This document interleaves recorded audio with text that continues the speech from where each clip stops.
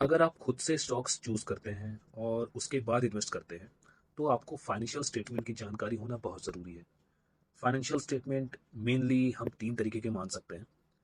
पहला है आपका profit and loss account. Profit and loss का मतलब है कि सालाना यानी कि साल भर बिजनेस करने के बाद कंपनी जो अपना रिजल्ट अनाउंस करती है तो उस रिजल्ट में कंपनी ने प्रॉफिट कमाया या लॉस बुक किया, ये सारी चीज़ें प्रॉफिट एंड लॉस अकाउंट में मेंशन करती है। तो एक प्रॉफिट एंड लॉस अकाउंट जो कि आपको देखना आना चाहिए। दूसरा है आपका balance sheet. Balance sheet basically आपको कंपनी की फाइनेंशियल पोजीशन बताती है। But balance sheet profit and loss की तरह साल भर का स्टेटमेंट नहीं होता है, ये एज ऑन डेट का होता है। तो ये बात आपको याद रखनी है।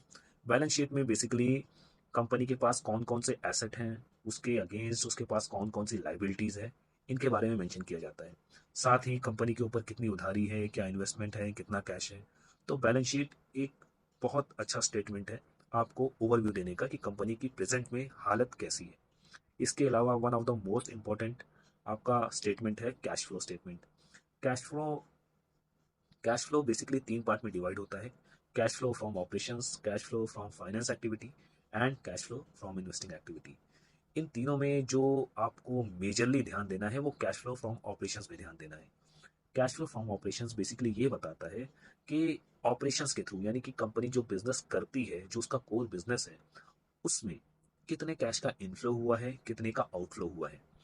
याद रखिए, अगर कैश फ्लो फ्रॉम ऑपरेशंस और नेट प्रॉफिट मैच नहीं कर रहे हैं पिछले 3 या 4 साल के, तो ये एक रेड सिग्नल हो सकता है। ऐसी कंपनी को आपको और भी पैरामीटर्स पे जांचने की ज़रूरत है।